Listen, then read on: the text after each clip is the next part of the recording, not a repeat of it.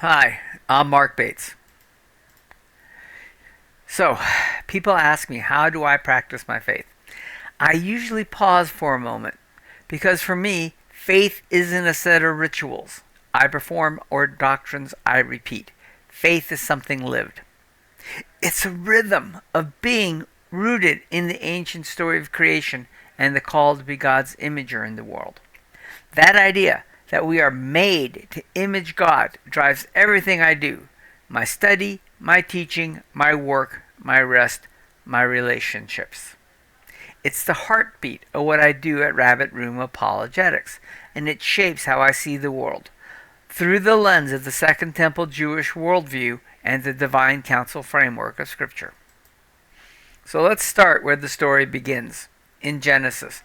When God creates humanity, He doesn't just give us life, He gives us a role. We're made in His image, not as lifeless statues or mere reflections, but as living, breathing representatives of His presence and authority in creation. Ancient Near Eastern kings placed images of themselves throughout their realms as visible reminders of their rule. But Yahweh does something radically different. He doesn't place idols, He places people, living beings who carry His authority, creativity, and moral responsibility into the world. That's what it means to be an imager of God. In Second Temple Jewish thought, this idea carried enormous weight. The faithful saw themselves as God's earthly counsel, reflecting His heavenly counsel. Just as divine beings in heaven serve as God's agents in the unseen realm, we, humanity, serve as His agents here, embodying His justice, mercy, and wisdom in tangible form. So, how do I live that out? Well, for me, it begins with rhythm. Each week, I practice Sabbath, a full stop from productivity. Not because I need a day off, but because I need to remember who's actually running the universe. Sabbath is a declaration that I'm not the center of my world. God is. It reorders my heart to reflect His order. It aligns my calendar with His sacred time, the biblical festivals that mark God's redemptive story. Each feast, Passover, Pentecost, Tabernacles, becomes a living theology lesson. They remind me that time itself is sacred ground, and that I live within God's unfolding plan of restoration.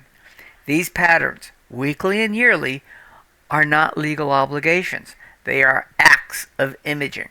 They mirror the order and wisdom of the Creator who built rest, celebration, and reflection into the very fabric of existence. My mornings begin in study. I read Scripture, but also the writings and context of Second Temple Judaism. Texts like Enoch, Jubilees, and the Dead Sea Scrolls that illuminate how the biblical writers saw the world. For me, study isn't an academic exercise. It's sacred participation. When I study Scripture, I'm entering the conversation of the divine council, the heavenly assembly that contemplates God's wisdom and carries out His will. In a small way, I'm joining that deliberation, aligning my mind with heaven's thoughts. Prayer naturally flows from that. Study opens the mind, prayer opens the heart. Together, they transform knowledge into relationship, what I like to call theology in motion. That same rhythm of study, reflection, flows directly into my teaching ministry, Rabbit Room Apologetics. Every video I create, whether it's exploring the cosmic geography of the Bible, the divine counsel worldview, or the theology of the Imago Dei, begins with hours of reading, writing, and prayer. I don't see it as content production. I see it as priestly work. When I turn on the camera, I'm standing between two worlds, the unseen and the seen, the ancient text and the modern mind. My job is to translate, to take the complexity of Scripture's world and make it clear, compelling, and alive for people today. That, to me, is a form of worship. It's imaging God with my intellect, my voice, my creativity. The videos, the seminars, the full-length courses, these aren't just educational materials. They're extensions of my calling to reflect God's truth into a world that's forgotten what truth even is. But imaging God isn't confined to a camera lens. It's found in how I carry myself in everyday life. When I teach, I'm reflecting His wisdom. When I coach someone or encourage a student, I'm reflecting His compassion. When I maintain integrity in my work, I'm reflecting His justice. That's what it means to participate in divine governance, to bring God's order into every sphere of life, from theology to technology. The Second Temple thinkers understood this deeply. Humans were not passive recipients of divine favor.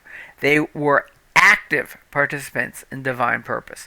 We're meant to be co-regents, agents of heaven's rule on earth. These practices, rest, study, teaching, reflection, aren't isolated habits.